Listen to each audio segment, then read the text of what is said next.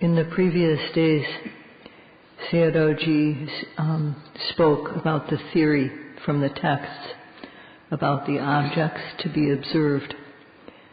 And he said that rupa and nama, matter and mind, they occur in their own places.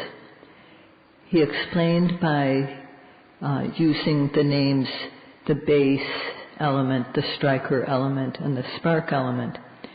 And now the yogis have general knowledge about this to a suitable extent.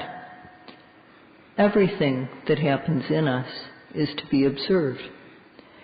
But starting yogis can't observe every single seeing, hearing, smelling, tasting, touching, thinking. They can't observe the 6 types of receptor elements, all the 6 striker elements, and all the 6 kinds of spark. They can't follow all these different types of things. When we learn something at the start, we need to begin with easy lessons. And what is easy to understand or to perceive is the experience of touch. In the texts, it says, and Sayadaw mentioned a few days ago, Yatha pakatang Vipassana biniveso. And this is a rule that means that we need to start Vipassana practice with the obvious objects. And this is the way that we work. So today Sayadaw will speak about this. For yogis, they have to observe all the arising matter and mind, rupa and nama, in their body when they arise. And the mind also must be controlled so that it doesn't go here and there. So this is done so that later on one will be able to know the nature of things.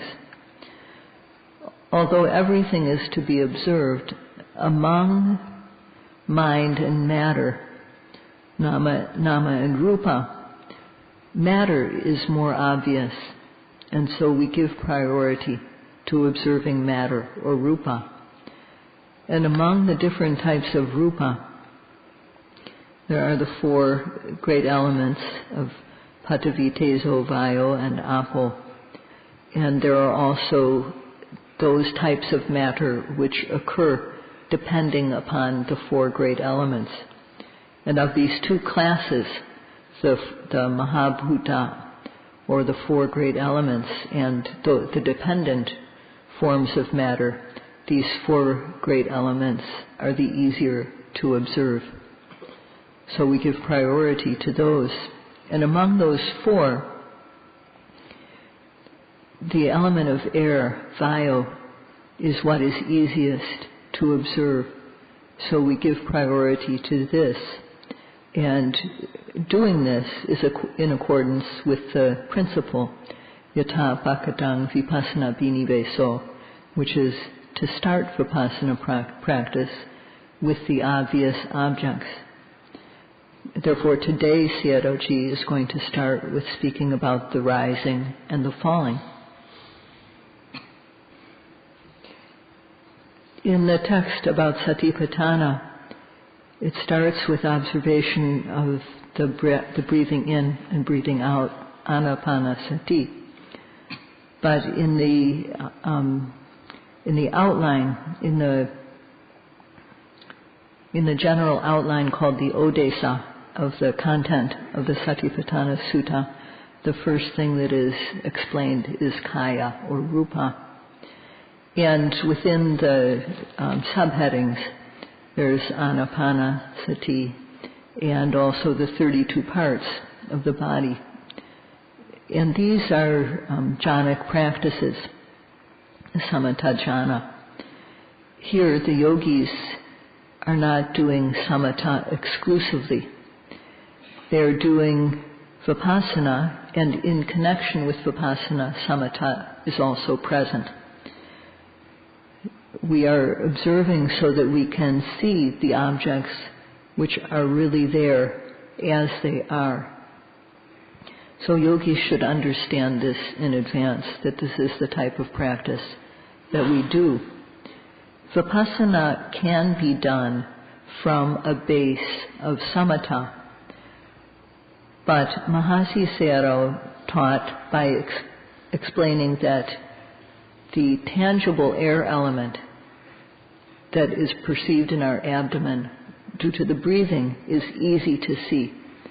And that's why this is the main thing that we emphasize here. And this is what Sayadaw will speak about. In the text about the practice of satipatthana, which the yogis are doing now, the words rising and falling are not directly mentioned. The rising and the falling of the abdomen is not directly mentioned. But this happens in connection with the in-breath and the out-breath. The abdomen moves. This is something that happens when we breathe normally. And in terms of what we call it rising and falling. In terms of true nature or sabhava, there's stiffness, tension, movement. The tangible air element, the air element that is a tangible object, is really there. It can't be denied that this is there. And, I need a minute to see what I wrote. And this thing which is really there is something which needs to be observed. So there are many, many yogis who have practiced and realized knowledge through this method. The number of meditators who have used this method is not a small number. And they don't find it strange. They don't criticize it as something fabricated or unusual. In the abdomen, there is a type of air. They understand this and they accept this. And in this practice, we are not making something up and then asking the yogis to observe it. So the yogis should understand this. In the text, it says, Chakumanto vipassati. And that means that those with eyes see. So one can understand that those without eyes do not see. In this, it doesn't refer to ordinary eyes. It refers to the eye of wisdom. Those with the eye of wisdom see things right down to very, very small items, details. It's said in the text, Bhutang Bhutato Pasati, that to see what is as it is. Bhuta is that which arises due to causes. It's called Bhuta because it comes into being due to its own causes. If something arises due to causes, that means it's really there. It really exists. And so it's also described as vijamana. And what arises due to causes is called in Pali Bhuta.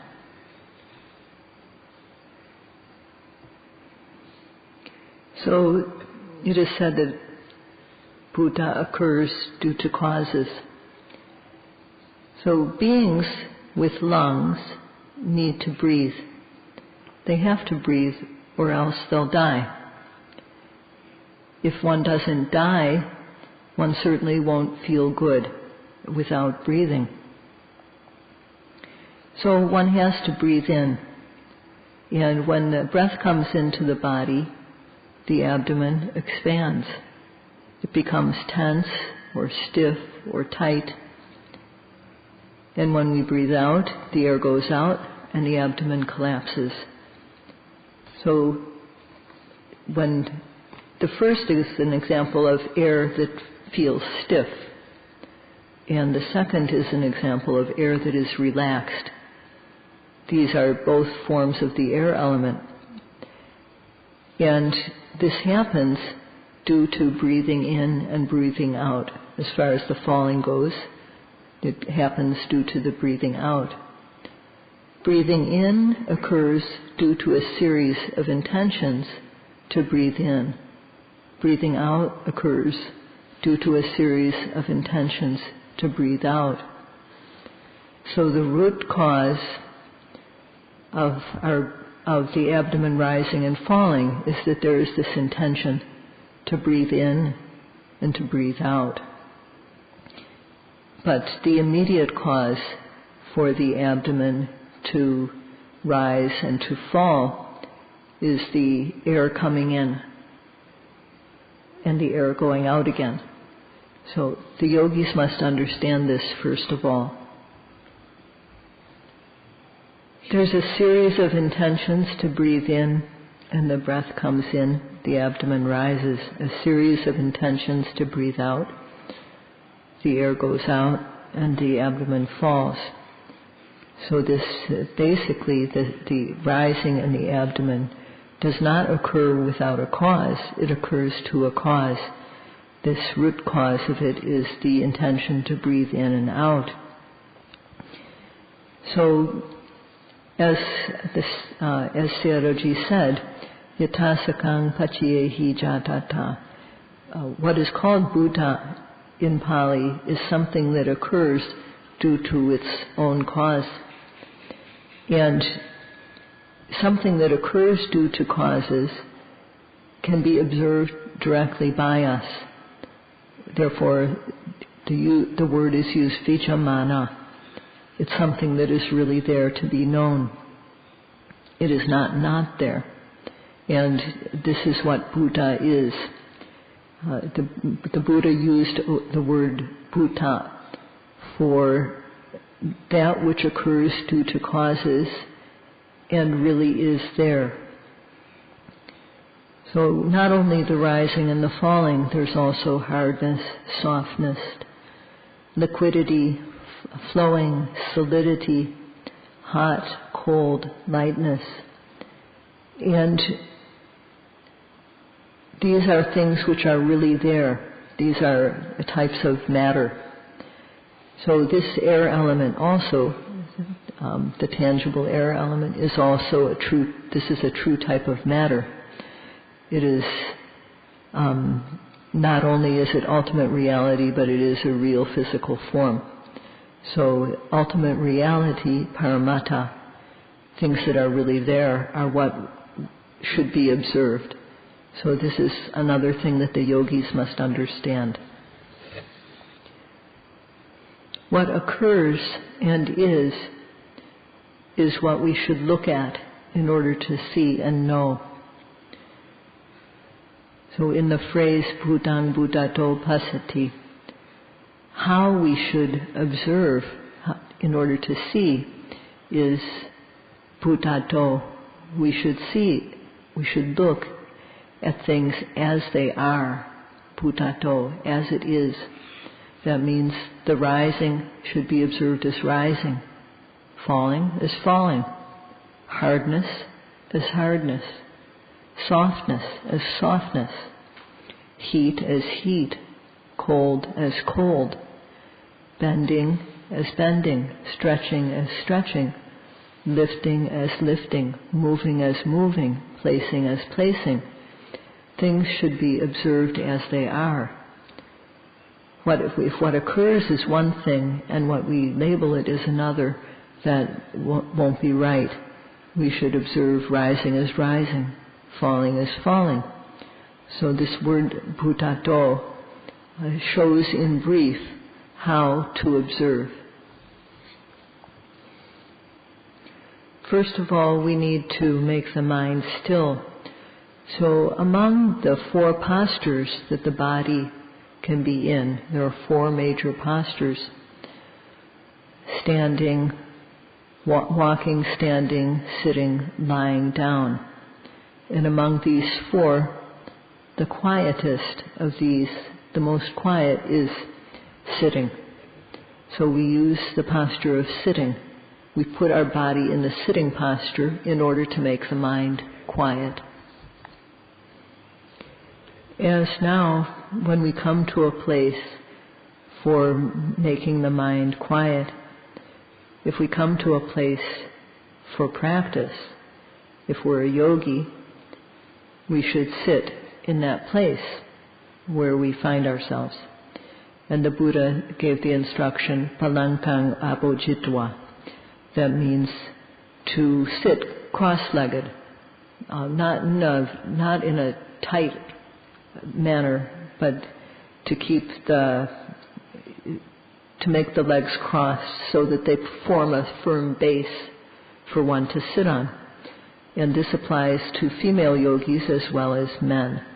They can sit in this way, the cross-legged position with one leg in front of the other, not one on top of the other. So this is the first instruction the Buddha gave.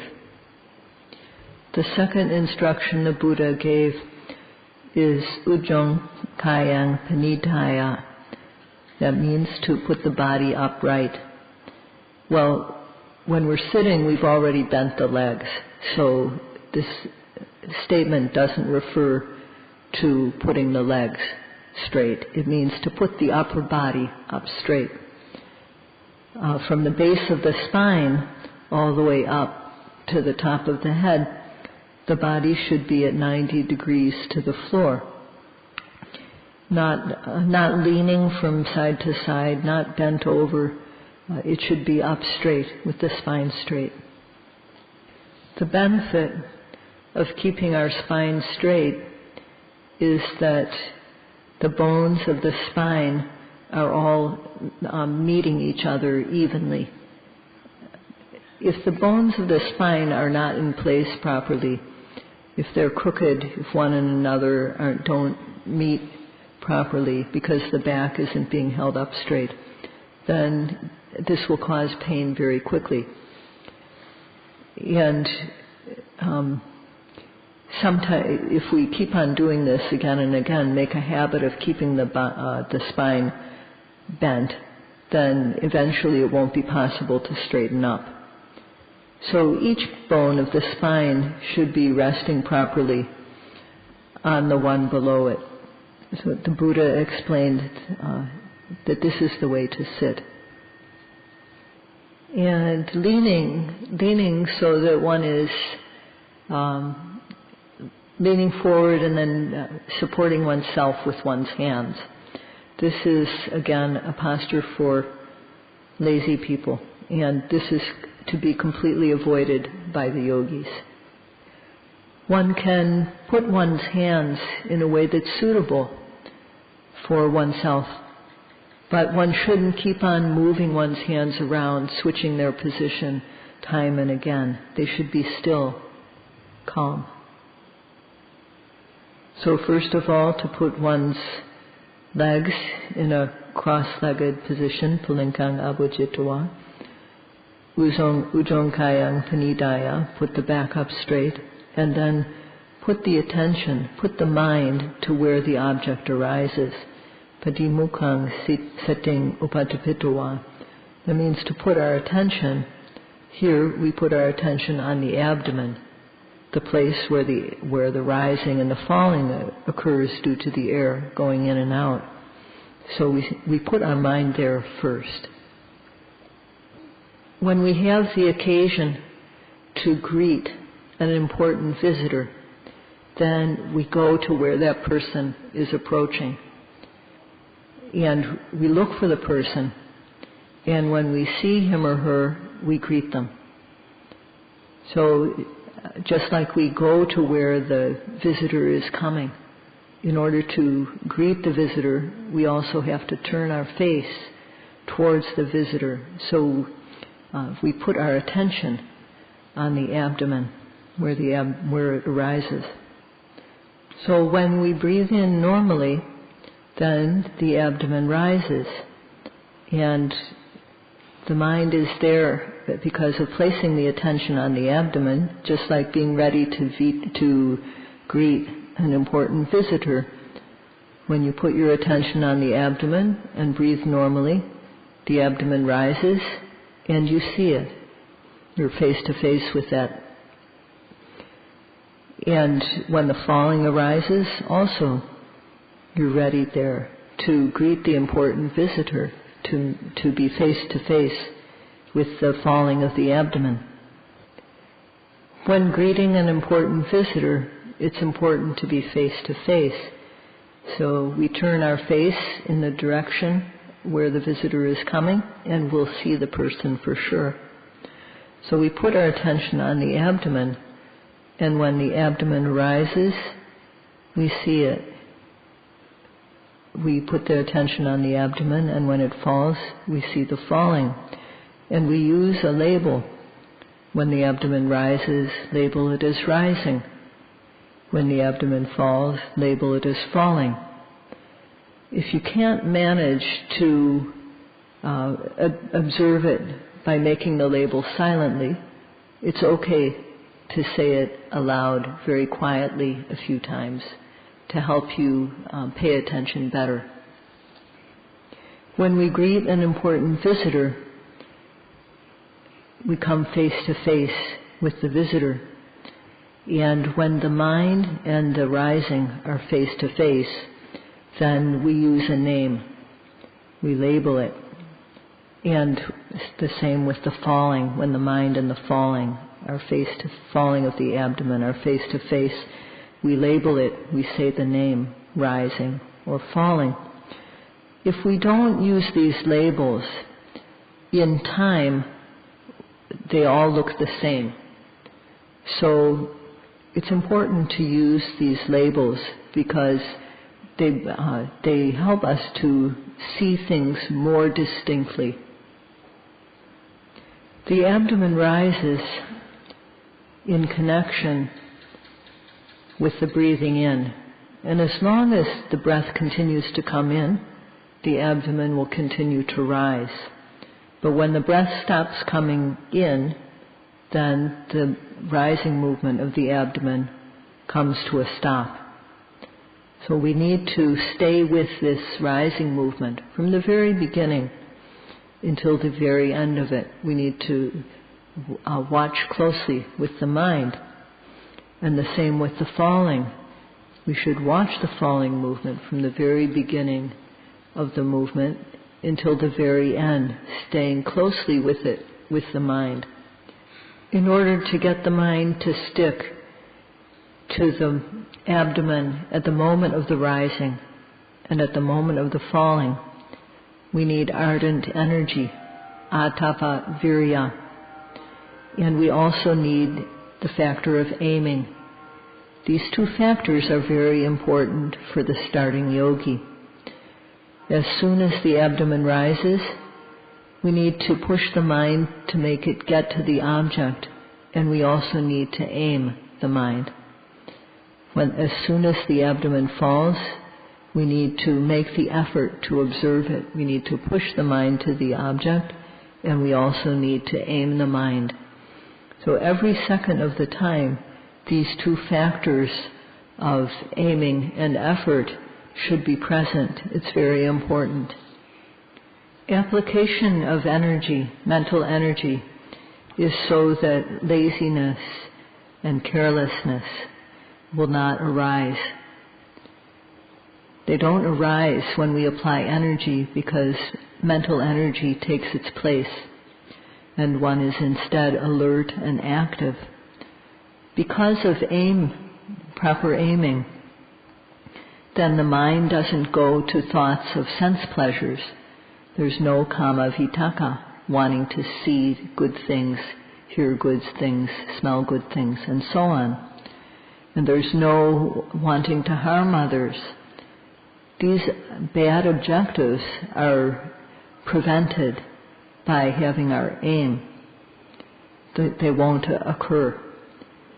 So the effort, called virya, ardent effort, replaces laziness and other defiled mind states.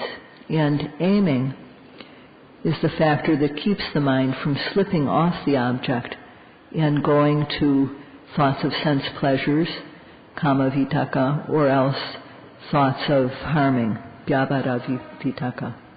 None of these arise with aiming and effort. If one can observe every rising and every falling so as not to miss, if one can do this every second of the time, then in 1 minute the mind will be clean and pure 60 times. Even if one can only observe every other second, still the mind will be clean and pure 30 times in a minute. And this is dispelling or preventing unwholesomeness, akusalang pajahati, and developing wholesomeness, kusalang bhaveti. Savajang pajahati, one dispels what is blameworthy. When the mind is lazy, that's it, blameworthy. But when we are observing, that we dispel this. Anavijang bhaveti. What is blameless and pure is being developed, increased, one by one. And finally, one can draw the conclusion that attanang suddhang pariharati, that one conducts one's life free of greed and anger. Every second of the time, one is making one's mind, one's being, pure and clean. And if one does this for 1 minute, there will be 60 times in 5 minutes, 300 moments of purity. So this is conducting one's life, conducting oneself so as to be free of greed and anger. In half an hour, one can think of how much this would be. So doing this is called bhavana, developing the pure mind. That mind, that pure mind, individually does not have much strength at all. But if this mind occurs again and again, so that it is occurring continuously, one after another, without any gap in between, it becomes amazingly strong. And what one hasn't, the type of energy that one hasn't experienced before, can arise. So in this way, may you value every moment of observation, starting with the rising and the falling, and be able to practice in this way. That's all for today. Sadhu, sadhu, sadhu.